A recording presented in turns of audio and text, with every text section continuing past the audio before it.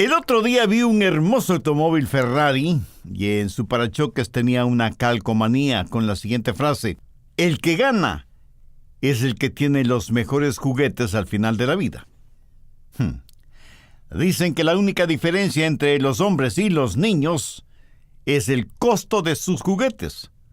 Por supuesto, este es un punto de vista totalmente material.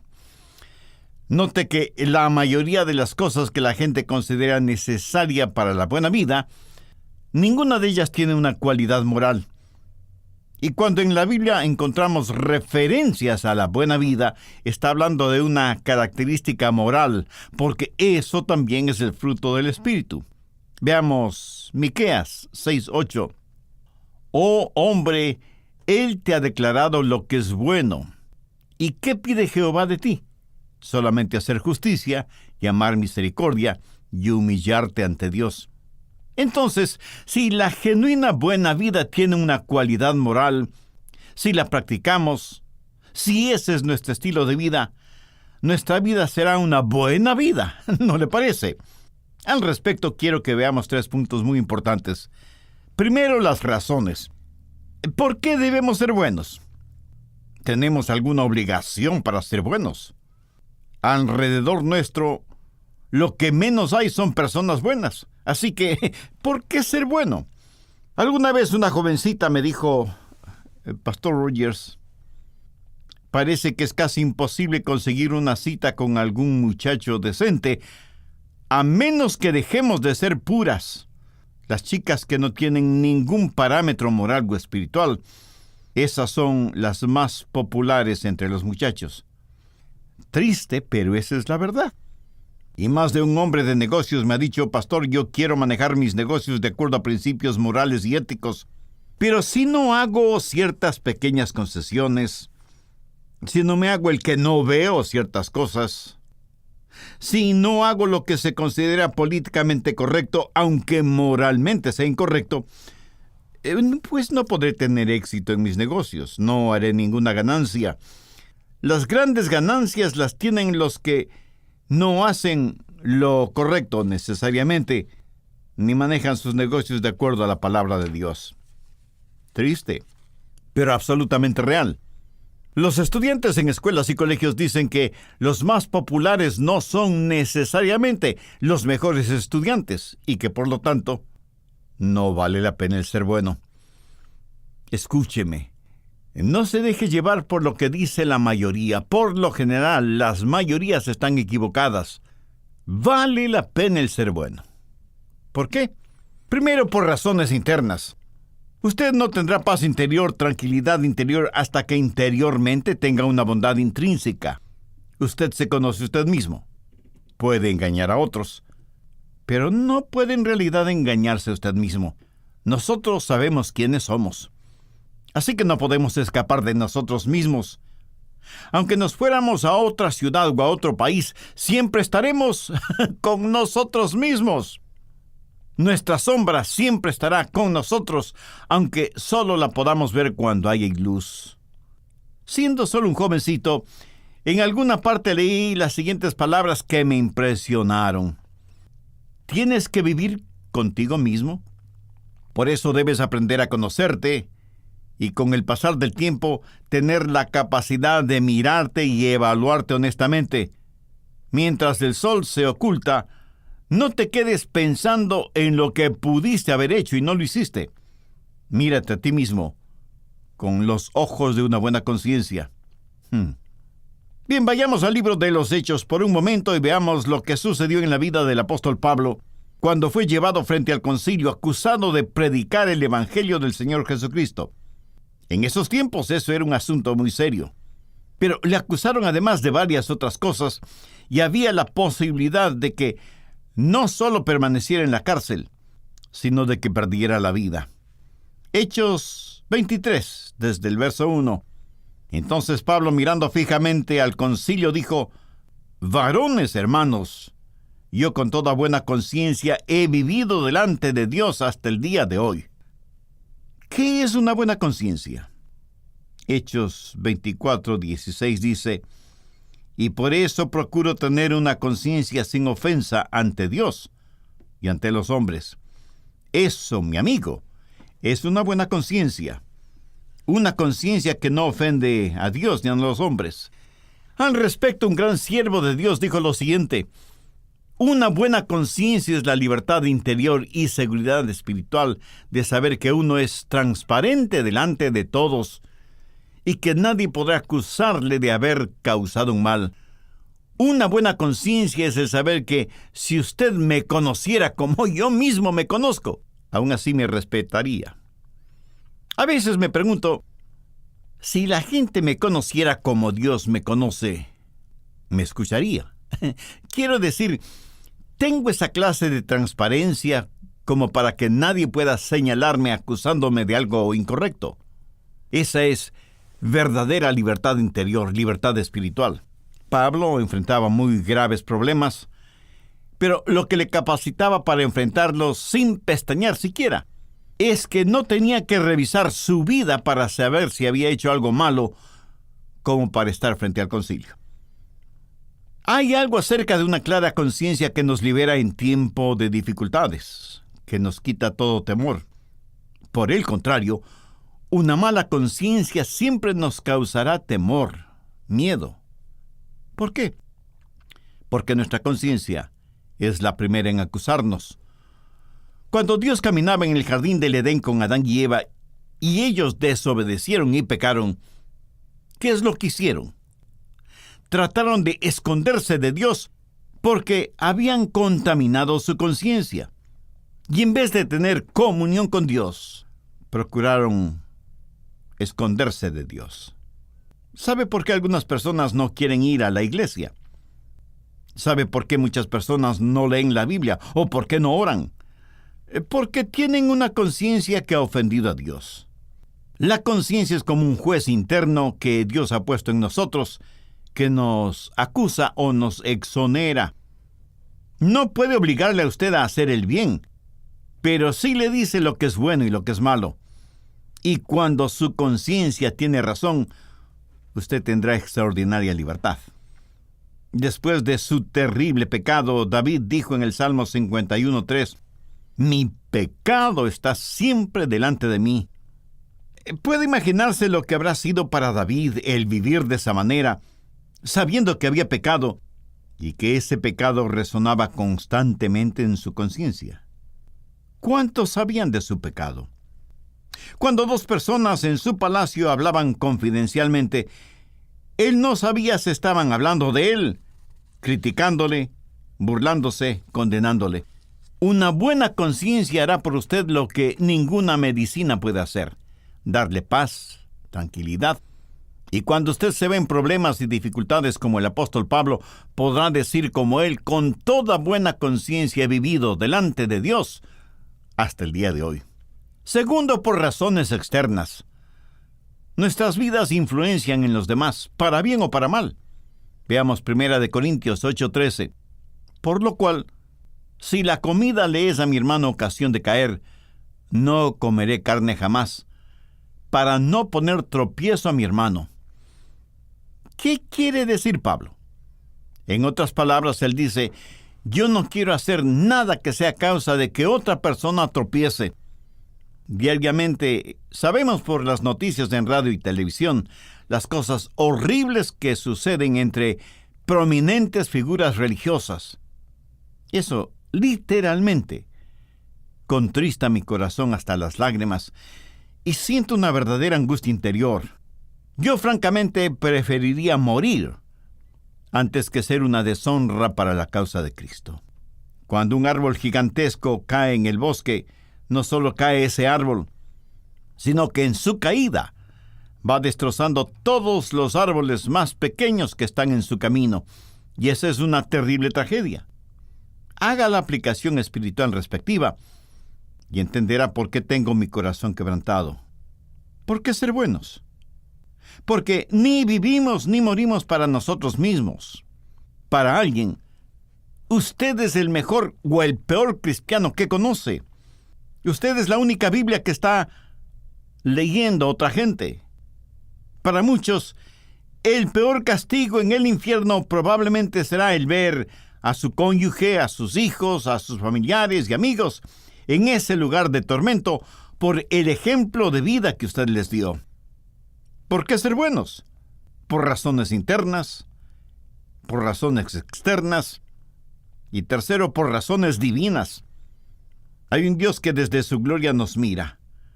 ¡Qué gozo el tener una conciencia que no es una ofensa hacia ese Dios! Cierto, hay tiempos cuando nos desviamos, cuando nos enfriamos espiritualmente, cuando las cosas que hacemos por el Señor parece que están reemplazando a ese Señor al que servimos.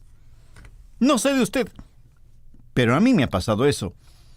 Y entonces me dedico a estudiar más intensamente la palabra de Dios, a pedir el consejo de hermanos más maduros en la fe, aunque geográficamente estén distantes de mí.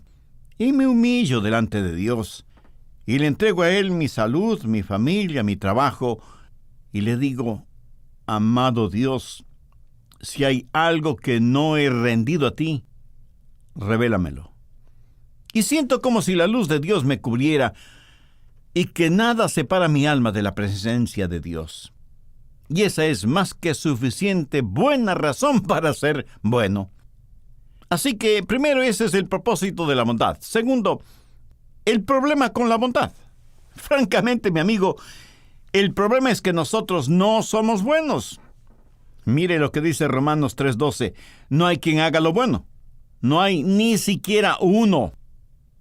Y alguien me dice por ahí, pero pastor, yo doy para los pobres, yo dono sangre para la Cruz Roja, yo hago esto y eso y aquello. Pues mire lo que dice Isaías.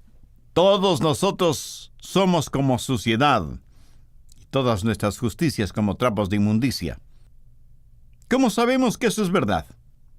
Pues lea los periódicos, mire las noticias en la televisión, observe lo que sucede a su alrededor, vea el comportamiento de sus hijos. Es más, vea honestamente su propio comportamiento.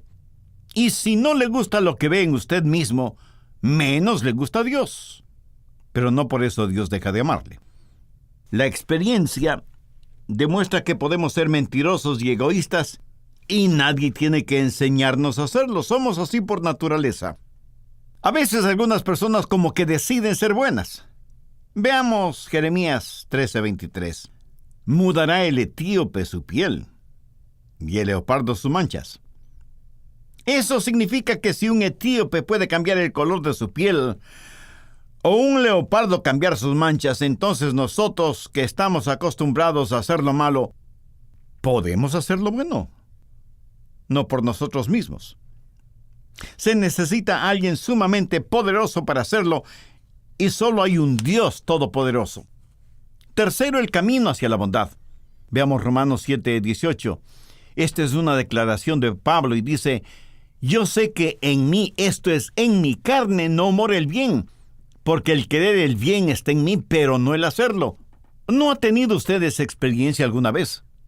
Ahora, cuando Pablo menciona la carne, no está haciendo referencia a la piel, los huesos, los músculos, los nervios, etcétera, etcétera, de nuestro cuerpo. Él se refiere a nuestra naturaleza adánica, que en la Biblia se la identifica como la carne. Y Pablo dice que en su naturaleza no existe nada bueno. Verso 19. Porque no hago el bien que quiero, sino el mal que no quiero, eso hago. Y si hago lo que no quiero, ya no lo hago yo, sino el pecado que mora en mí. Así que, queriendo yo hacer el bien, hallo esta ley, que el mal está en mí. ¿Se identifica a alguno de ustedes con esa situación? Y si usted me dice que no, con todo respeto le digo que usted es un mentiroso. ¿Cuántas veces se ha dicho, quiero hacer el bien, voy a hacer lo bueno, nunca más haré lo malo? Y al minuto siguiente, hace todo lo contrario de todo eso. El capítulo 7 de Romanos es un tremendo capítulo que muestra cómo el fruto del Espíritu trabajará en su vida y se transformará en la verdad que le dará esa transparencia, esa conciencia carente de ofensa hacia Dios o los hombres. Pablo pone en evidencia una interesante verdad que por lo general no nos gusta reconocerla. De manera que ya no soy yo quien hace aquello, sino el pecado que mora en mí. Pablo dice que su naturaleza adánica le empuja a hacer las cosas malas que él sabe que son malas y no quiere hacerlas. Pero en él, en su interior, hay algo horrible y espantoso que se llama pecado y vive una verdadera guerra espiritual. Verso 22 del capítulo 7. Porque según el hombre interior me deleito en la ley de Dios, pero veo otra ley en mis miembros que se rebela contra la ley de mi mente y me lleva cautivo a la ley del pecado que está en mis miembros. En lo íntimo, en lo más profundo de su ser, Pablo ha nacido de nuevo. Ama a Dios, quiere servir a Dios. Ese era su gran deseo. Yo personalmente creo que Pablo era completamente salvo cuando escribió la epístola a los Romanos, y que en el capítulo 7 se describe a sí mismo como una persona salva que tiene que descubrir el camino de la victoria.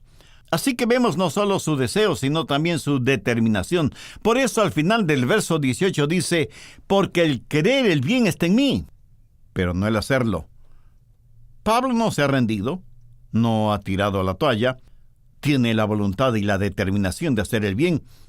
Y quiero que note algo muy peculiar en esta porción de Romanos 7, los versos del 7 al 24. El apóstol Pablo, al referirse a sí mismo, usa pronombres personales, yo, mí, mío, más de 40 veces. Pero no solo eso, sino que utiliza la palabra ley más de 20 veces. Pero no menciona a Jesús ni al Espíritu Santo ni una sola vez. ¿Por qué? Aquí está Pablo conocedor de la ley, pero sin ser salvo. Y luego vemos a Pablo ahora conocedor de la gracia de Dios, siendo salvo. Y esta circunstancia la podemos aplicar a muchas personas completamente religiosas, pero completamente perdidas. ¿Recuerda usted cómo se sintió cuando Jesús le salvó? Seguro que pensó, nunca más volveré a pecar. Y sin embargo volvió a pecar. Pero se arrepintió, pidió perdón a Dios y volvió a pecar otra vez. Y así vivió su vida espiritual por mucho tiempo. Caídas, tropezones, levantadas, más caídas, más tropezones, más levantadas, más arrepentimiento, a lo mejor unas lágrimas para el final, volver a pecar.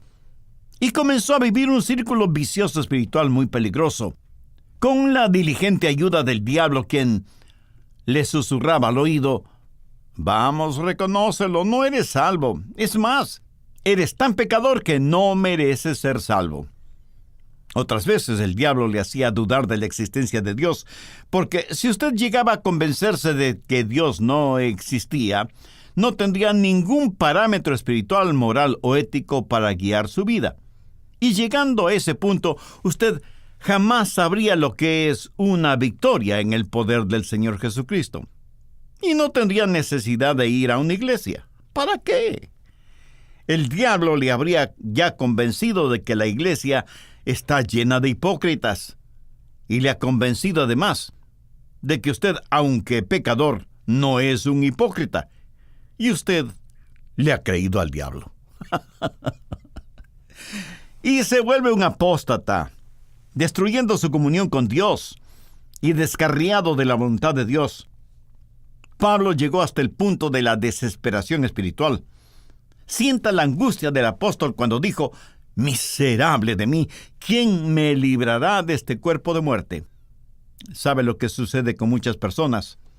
Leen Romanos 7 y usan ese capítulo como una especie de almohada para hacer descansar sus pecadoras cabezas. Y dicen, bueno, si el apóstol Pablo no pudo vivir una vida victoriosa, menos la podré vivir yo. Así que mejor me acostumbro a vivir con mi pecado. Escúcheme, el apóstol Pablo no se acostumbró a vivir con el pecado.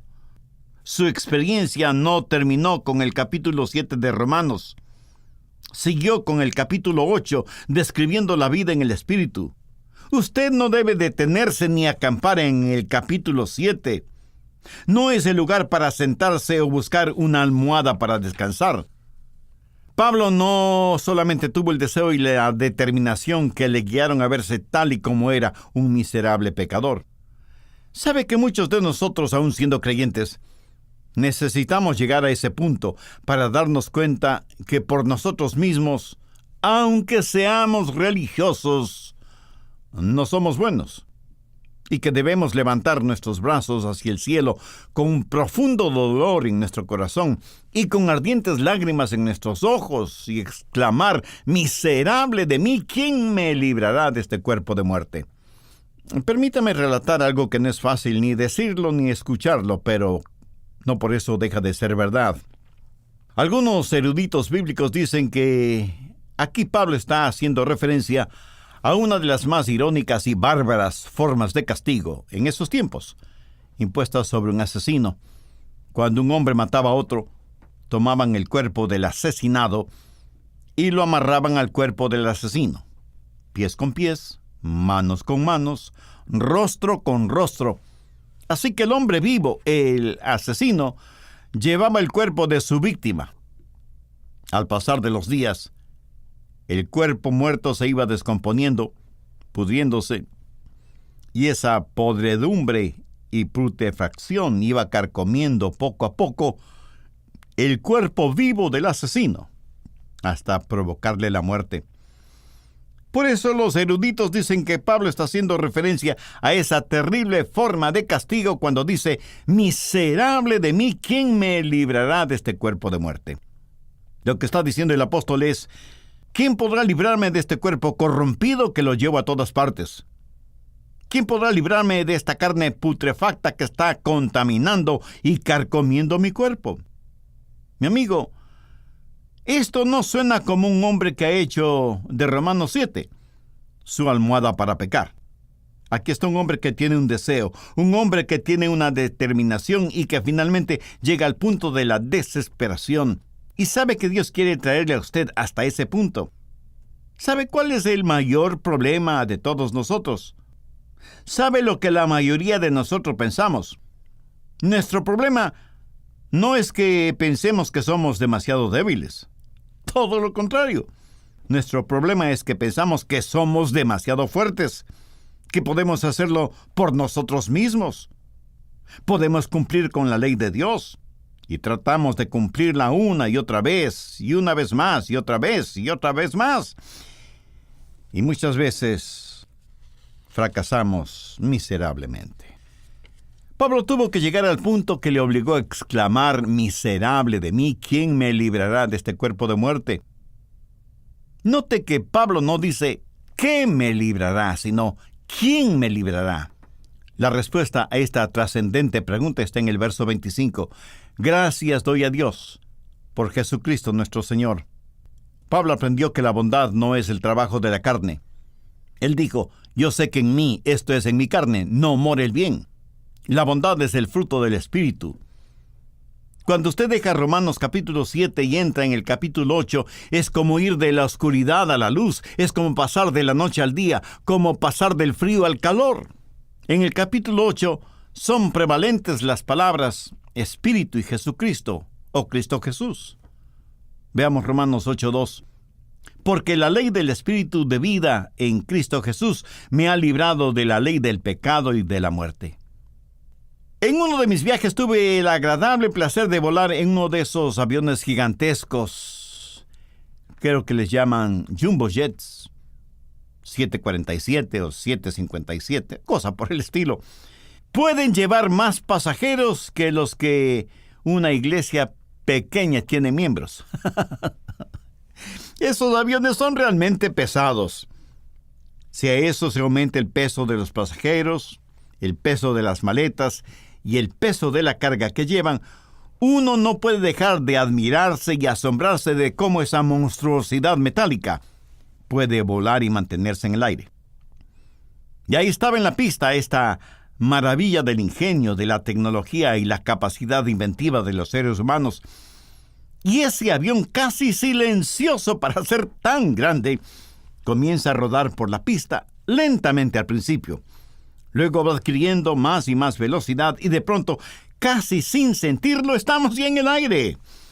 Y cuando alcanza la altitud necesaria, la llaman la altitud de crucero, da la impresión de que ese pesado avión estuviera inmóvil en medio de las nubes. Ahora, quienes saben del asunto dicen que para que esto suceda se combinan dos leyes, la ley de la gravedad y la ley aerodinámica.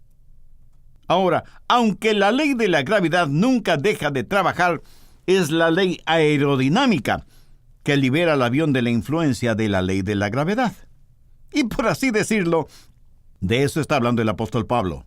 Cuando usted se salva y está bien con Dios, su vieja naturaleza todavía está ahí. La ley del pecado y la muerte nunca han sido canceladas. Pero hay una nueva ley.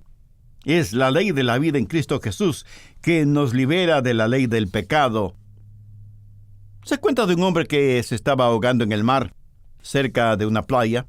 Había muchos otros hombres en la orilla, pero parecía que ninguno sabía nadar o nadie se atrevía a ir en rescate del hombre que se estaba ahogando.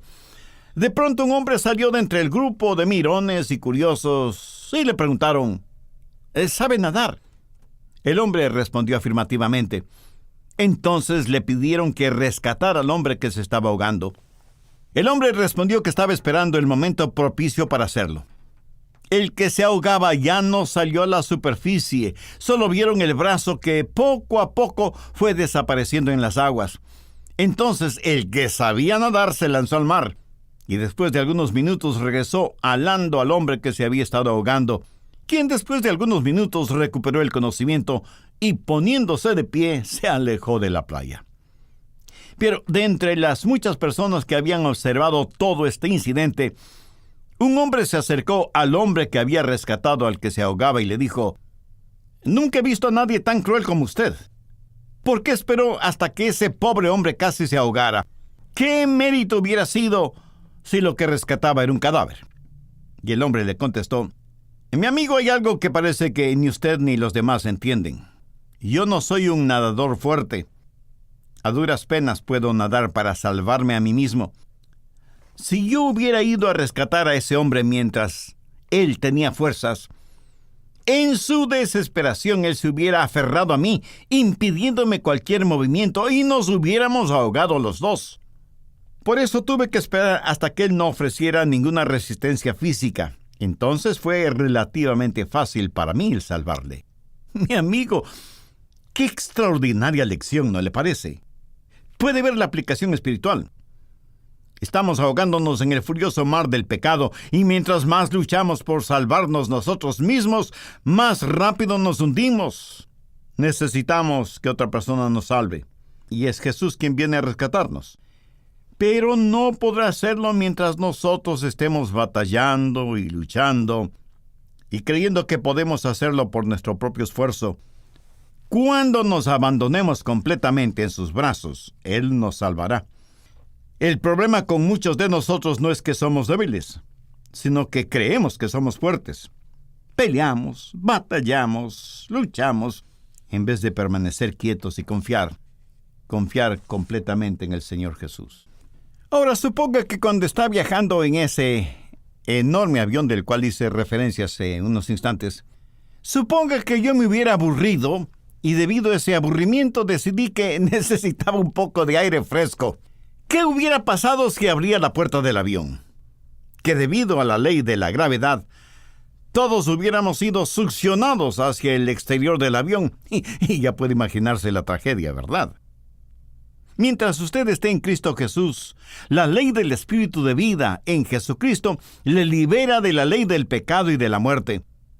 En la actualidad a mucha gente le gustaría tener la experiencia de ser liberados del pecado y erradicar de una vez y para siempre nuestra naturaleza pecaminosa. Y como quieren conseguir, It hurt good, more than I can say. But maybe love isn't holding on. Maybe it's knowing when to walk away.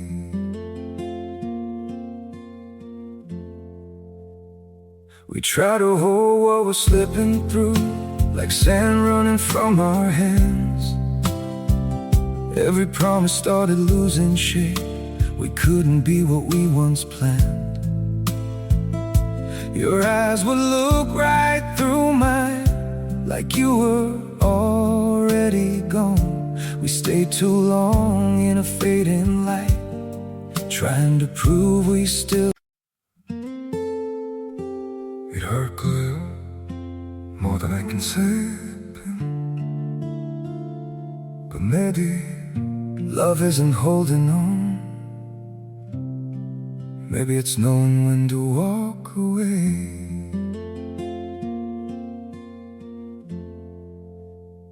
We try to hold what was slipping through, like sand running from our hands. Every promise started losing shape. We couldn't be what we once planned. Your eyes would look right through mine, like you were already gone.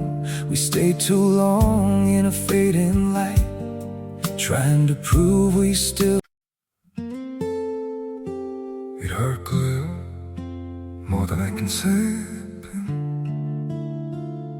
But maybe love isn't holding on. Maybe it's knowing when to walk away.